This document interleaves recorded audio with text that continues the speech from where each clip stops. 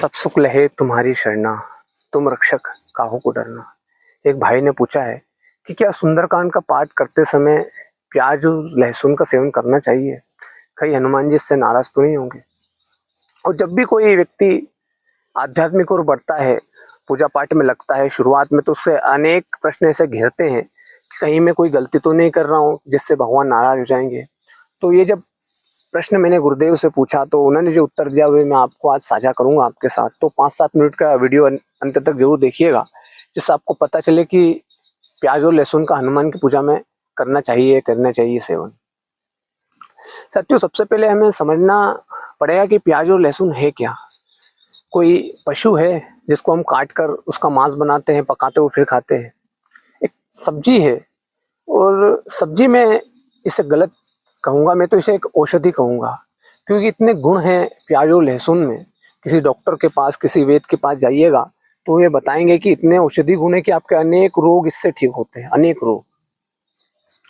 लेकिन अब ये स्वामी विवेकानंद एक बात कहा करते थे कि जो भारतीय चिंतन है, भारतीय मनीषा है, वो उसका 90% जो ऊर्जा है वो किचन में ही घुसी रहती है। इतनी पाबंदियां है, सोमवार के दिन ये मत खाओ, मंगलवार के दिन ये मत पहनो, बुधवार के दिन ये मत करो, शुक्रवार के दिन ये मत करो। मतलब मैंने देखा है अनेक लोग जो पूजा पाठ करते हैं, भगवान से जुड़े होते हैं, वे इतनी पाबंदियों में रहते हैं कि जो उनकी जो नेचुरल मस्ती होती है वो कहीं खो जाती है। वे इतने डरे डरे सहमे सहमे रहते हैं कि कहीं मुझसे कोई गलती ना हो जाए। आज गुरुवार है, आज अमावस्या, आज पूनम है, आज ये नहीं करना, आज वो नहीं करना, आज ऐसे ये नहीं करना।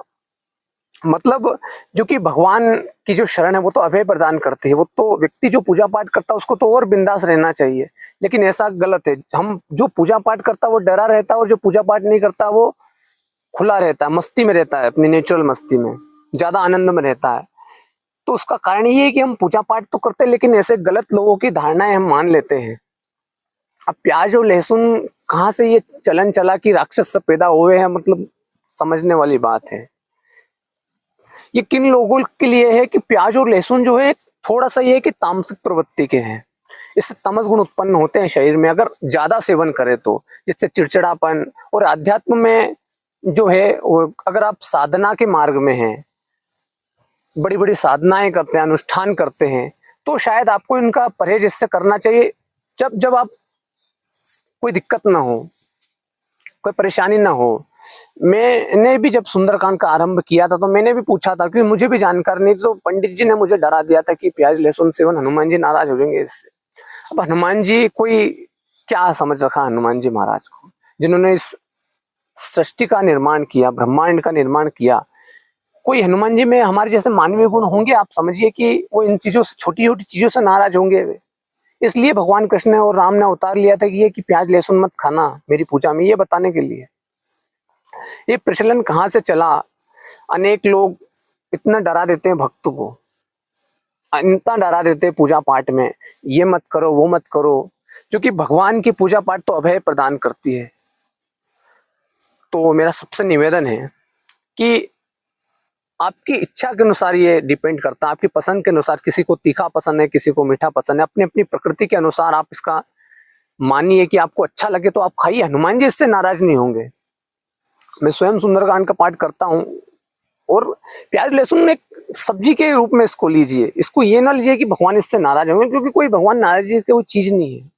ये जितने शास्त्र कहाँ से ये बातें निकली, क्या पता कहाँ से निकली। क्योंकि जब राम और कृष्ण हुए थे, जब ये वार, और ये कलयुग की देन है, सोमवार मंगलवार बुधवार ये वार होते नहीं थे उस समय तिथियां चलती थी। आप शास्त्र पढ़िएगा, और शास्त्र हम पढ़ते नहीं है, जिनको पता नहीं उनको ले ये लोग, जो कुछ लोग ऐसे पंडित जी होते हैं जो बेचारे भक्त को इतना डरा देते हैं कि वो पूजा तो करता है लेकिन इतना डरा डरा सहमा सहमा करता है कि भक्ति को कभी प्राप्त हो ही नहीं सकता। अगर हम डरेंगे सहमेंगे, आप भगवान की शरण में है ना, आपको किस चीज का डर है? प्याज और लहसुन औषधि है, औषधि एक दवाई का काम करता है, एक एंटीबायोटिक का काम करता है। आप बिंदास होकर खाइए यदि आपको अच्छा लगे। किसी के बारे में, किसी बात को बोलने से पहले उसकी अच्छी अनुसंधान तो कर ले कि ये चीज क्या, कहाँ से निकली है, क्यों की गई है। स्वामी विवेकानंद ने एक और बात कही थी कि किसी बात पर इसलिए विश्वास मत कीजिए कि उस किताब में लिखा था, किसी की बात पर इसलिए भी विश्वास मत कीजिए कि उस बुक में पढ़ा था। स्वयं सत्य की खोज पर निकलिए, अनुभव कीजिए, अपनी कसौटी पर उसको कसिए कि ये बात सही हो सकती है या नहीं, तब आप जानिएगा कि जो हमारी आध्यात्म है, जो हमारे जो हमारी मान्यताएं वे कितनी गलत है। कुछ कुछ मान्यताएं कि बिगर हाथ पे की मान्यताएं हैं। हनुमान जी महाराज तो इन चीजों पर ध्यान देते ही नहीं है, लेकिन जब शुरुआत होती है तो हमारे मन में, सभी के मन में ये संदेह होता है कि कहीं कुछ गलत नहीं हो रहा, हनुमान जी नाराज तो नहीं हो जाएंगे।